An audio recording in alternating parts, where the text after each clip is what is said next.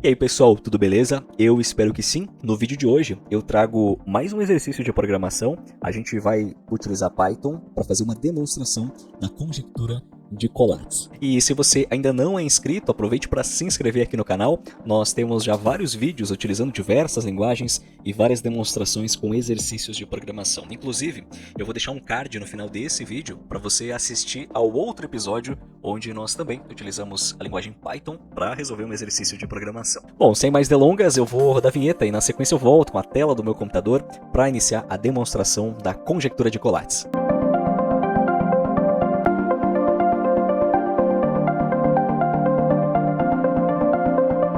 Bom, para a gente começar, a gente precisa saber como que funciona a conjectura de Collatz. Uma conjectura, ela não é uma lei. Uma conjectura é uma hipótese. No caso da conjectura de Collatz, a hipótese dessa conjectura, da de Collatz, ela ainda não foi refutada, mas ela também não foi totalmente comprovada. Para ser totalmente comprovada, seria necessário utilizar todos os números e testar com todos eles, mas isso é praticamente impossível. E ela não foi refutada ainda e se aplica a muitos e muitos casos. Então, se nós pegarmos o exemplo do número 12, se o número 12, considerando ele sendo um número par, nós dividirmos ele por 2, vai dar 6. Se dividir por 2 de novo, por ele ser um par, vai dar 3. Quando a gente tem um número ímpar nessas divisões, a gente vai ter que multiplicar esse número por 3 e somar 1.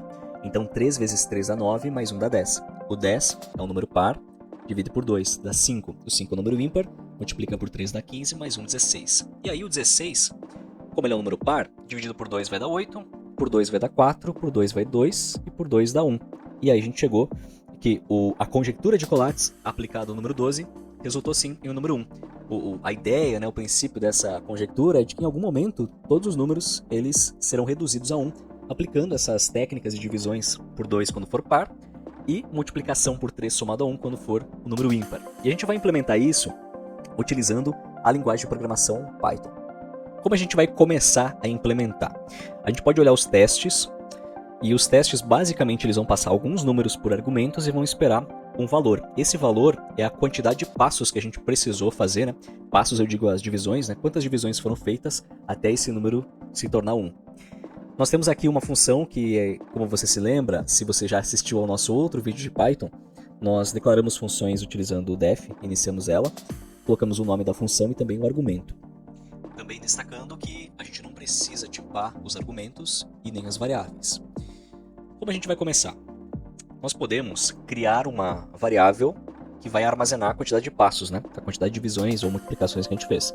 Então eu vou chamar aqui de contePassos e vou inicializar ela com o valor de 0, porque no início, no primeiro momento que a gente pega um número, a gente não divide ele por ninguém, então o número de divisões ali é 0, igual a 0. Para a gente poder fazer esse nosso exercício demonstrativo, a gente vai precisar de uma estrutura de controle, ou algumas.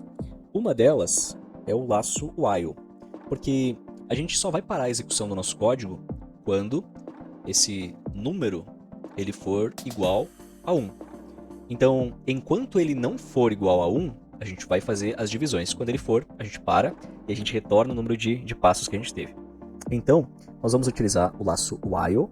A gente vai dizer o seguinte: enquanto o number que está vindo por argumento ele for diferente de 1, a gente vai fazer o seguinte. Adicionamos uma outra validação agora, porque se esse número ele não é igual a 1, então se ele é diferente de 1, a gente vai precisar verificar se ele é um número par ou ímpar, para saber que tipo de operação que a gente vai fazer. Então, e olha o que eu vou escrever agora, se o resto da divisão por 2 for igual a 0, por que eu estou escrevendo isso? Uma das formas em programação de a gente identificar se um número ele é par ou se ele é ímpar é justamente o resto da divisão que a gente está fazendo. Então, se o número que está sendo passado por argumento for 12, e nós pegarmos o 12 e nós olharmos o módulo da divisão de 12 por 2, e se a gente vê que ele é igual a 0, porque realmente é igual a 0, e por que é igual a 0? Porque 12 dividido por 2 dá 6. Não dá 6,3, 6,4, dá 6. Não tem nada depois da vírgula. Então, por isso que o resto, a gente pode ler dessa forma, Então, se o resto da divisão de number por 2 for igual a 0, então a gente vai modificar o valor da variável number, vai atribuir um novo valor para ela agora. E qual que vai ser esse novo valor? A gente só vai pegar o número inteiro da nossa divisão. o seu número é par, a gente só vai pegar o número inteiro dessa divisão. Então, a gente pode colocar essas barras duplas. Essas barras duplas, elas são muito similares ao que a gente fez aqui com o módulo, né? Muito similar, eu só estou fazendo de uma outra forma isso, né? Só que aqui eu não estou fazendo uma comparação. Eu estou unicamente pegando o valor inteiro, né, da divisão de number por 2. É quase igual ao que eu fiz na condição aqui do if. É quase igual isso. Eu só não estou comparando com 0 o resultado, mas eu estou atribuindo ele aqui. Em seguida, se não for satisfeita a condição da divisão por 2, se ele não for um par, então ele é um ímpar. E sendo ele um ímpar, a gente vai precisar atribuir um novo valor também à variável, mas dessa vez o novo valor ele vai ser produto de algumas operações. A primeira operação, e não importa a ordem aqui, eu poderia utilizar a operação de soma primeiro, mas eu vou utilizar a de multiplicação, porque se o número é ímpar, a gente tem que multiplicar ele por 13 e somar 1. Então eu estou fazendo aqui 13 vezes o number e eu estou somando 1. No final disso, independentemente de ter sido um número par ou ímpar, aquela nossa divisão, né, a gente vai precisar incrementar o valor do nosso contador de passos ali. Então o conte passos, nós vamos atribuir 1 ao valor que ele já tem. Por isso que eu estou utilizando mais igual aqui e não estou utilizando mais igual aqui nesses outros dois casos, tá? Aqui embaixo eu preciso incrementar. Eu preciso que o novo valor ele seja somado ao valor já existente na variável. Nos casos de cima aqui, eu estou sobrescrevendo. O valor antigo não existe mais e passa-se a valer o novo valor somente. Pois bem, nós incrementamos e depois disso, tendo muito cuidado com a indentação do nosso código, né? Se eu escrever um return aqui dentro vai dar problema, porque em algum momento o number não vai mais ser diferente de 1 e a função que não é do tipo void, ela espera retornar alguma coisa. Então eu vou ter o cuidado de deixar fora da indentação do laço while. E aqui a gente retorna conte passos. Bom, vamos executar os testes agora para verificar como que as coisas vão funcionar aqui, se a gente precisa fazer alguma adaptação, alguma alteração. Tudo depende também dos números, né, que serão passados ali por argumentos. Eu não analisei todos eles dos testes aqui, né, para a gente verificar o que é mais necessário e o que não é. Bom, ele falou para nós aqui o seguinte, que talvez haja um loop infinito ou algo parecido aqui no nosso código, né? Enquanto o number for diferente de 1, vamos trocar aqui, enquanto o number for maior do que 1. Muito bem. Muito bem. O que estava acontecendo, né? Quando eu coloquei antes aqui, enquanto o number for diferente de 1, eu estou considerando que valores do tipo 0 podem entrar no loop. E aí estava quebrando nas nossas divisões ali o 0.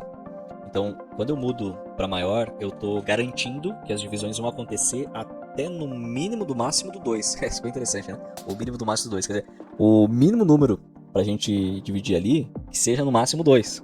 Entendeu? E aí, porque abaixo disso a gente tem o 1. E abaixo do 1 a gente tem o 0. E o 0, conforme o teste aqui, ó, é pra gente lançar uma exceção, né? Lançar uma exceção. E como que a gente vai fazer para lançar uma exceção agora?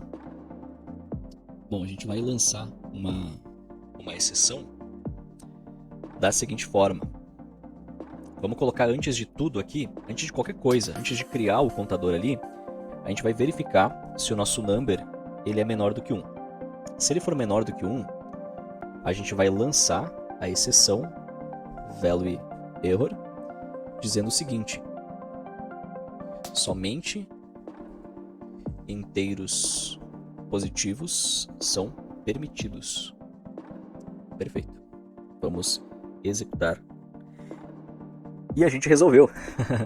Legal. Então nós demonstramos a conjectura de Collatz, tratamos números que não podem ser usados para essa divisão, utilizamos fluxos de controle, como por exemplo o laço while, o laço de repetição, que para nós é o mais interessante aqui. Existem outras formas de resolver esse exercício, mas essa é uma forma bastante amigável para a gente estar resolvendo, e é mais um exercício. Muito bem, esse foi o nosso exercício demonstrativo da conjectura de Collatz. Eu espero que você tenha gostado desse vídeo. Não se esquece de deixar o seu like e também de se inscrever aqui no canal.